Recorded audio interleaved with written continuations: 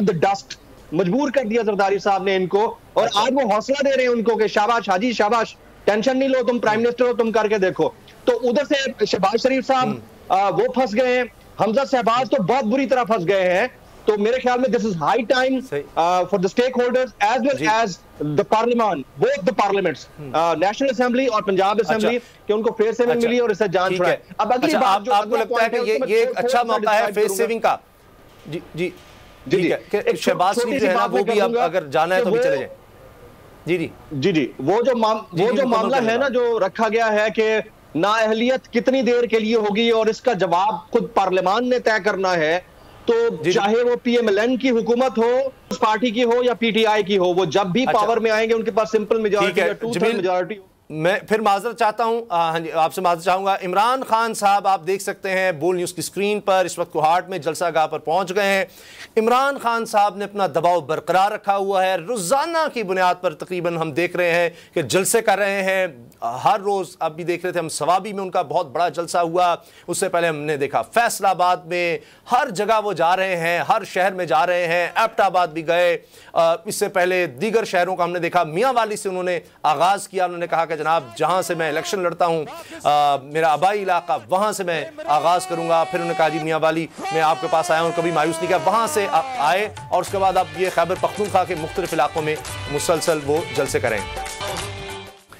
नज़ीर लगारी साहब बहुत माजरत, आपको इतना इंतज़ार कराया, यकीन करें मुझे बड़ी इस बात पर शर्मिंदगी है, लेकिन आप हमेशा बहुत हमें हौसला देते हैं और आप भी समझते हैं इन चीज़ों को। ट्रांसमिशन में फिर ज़ाहिर है जैसे जैसे मेहमान आते हैं, आप तो हमारे अपने हैं।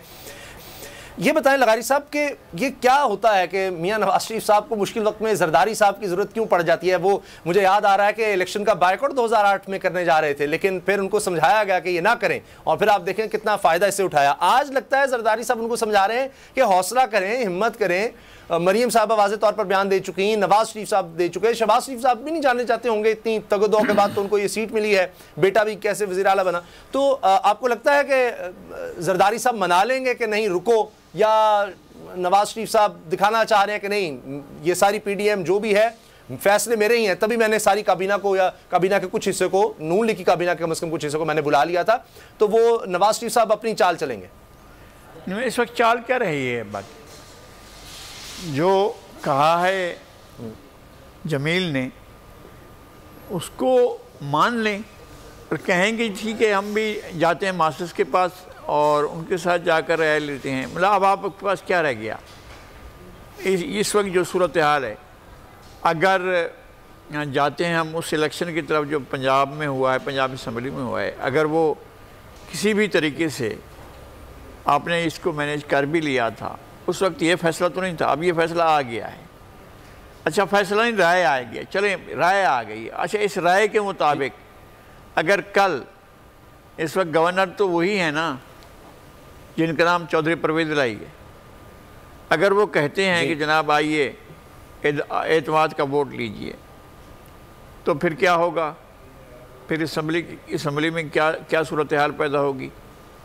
उमर सरफराज टीमा है गवर्नर, वो होंगे क्योंकि उनके हटाने की भी एक समरी थी और उनके हमें नहीं पता है कि इस वक्त कौन कहाँ पर क्या बना हुआ है, हमें नहीं पता। जो कह दे कि मैं गवर्नर हूँ हम मान लेंगे, जो कहेगा कि हम इस ओहदे पर हैं वो मान लेंगे।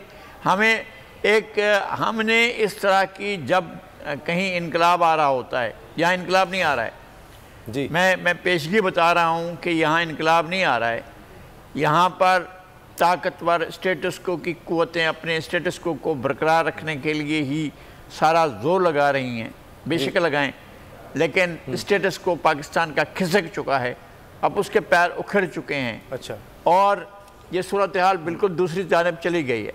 ये इनकलाब नहीं है, लेकिन इससे इनकलाब का रास्ता ज़रूर खुलेगा और लोग उस तरफ को जाएंगे जहाँ इनकलाब होता है। मैं सिर्फ ये अर्ज़ कर रहा हूँ कि हुकूमत के पास अगर ये मौका आ गया है कि वो मास्टर्स के पास जाए, तो उसको ये रास्ता अख्तियार करना चाहिए जी। जहाँ आप काबीना नहीं बना सकते, जहाँ आप बैठकर गवर्न नहीं कर सकते। मैंने ये तक मशवरा दिया था कि भाई चले जाएं, मुल्क राउट आया हुआ है, लोगों को एक टैंकर पानी का लेकर चले जाओ और जाकर लोगों को बताओ कि जनाब आओ तुम्हारे लिए एक पानी लेकर आए। वो तक तो किया नहीं उन्होंने, अब यह क्या डिलीवर करेंगे? अच्छा, अब बहुत से जिस तरह ये मसाइल हैं और वो हुकूमत से हल नहीं हो रहे, और इस वक्त हुकूमत के लिए सबसे बड़ा चैलेंज जो है इमरान खान साहब के जलसे बने हुए हैं, लॉन्ग मार्च भी बना हुआ है, और बराह रास्त हम आपको अब दिखा रहे हैं कोहाट में इमरान खान साहब मौजूद हैं और जलसे का बाकायदा आगाज़ हो चुका है। मैं शुक्रिया अदा करूँगा अपने पार्टिसिपेंट्स का कि उन्होंने हमारा साथ दिया, और अब आपको बराह रास्त जलसा दिखाते हैं। जरा हाथ उठाकर तालियों की गूंज में बताइए कि आप इमरान खान से कितना प्यार करते हैं।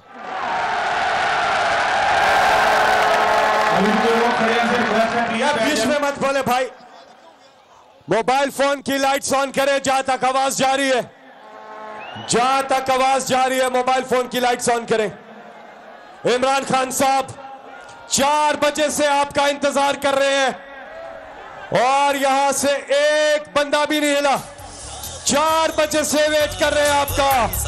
माशाल्लाह, ये जज्बा है कोहाट का। पीछे तक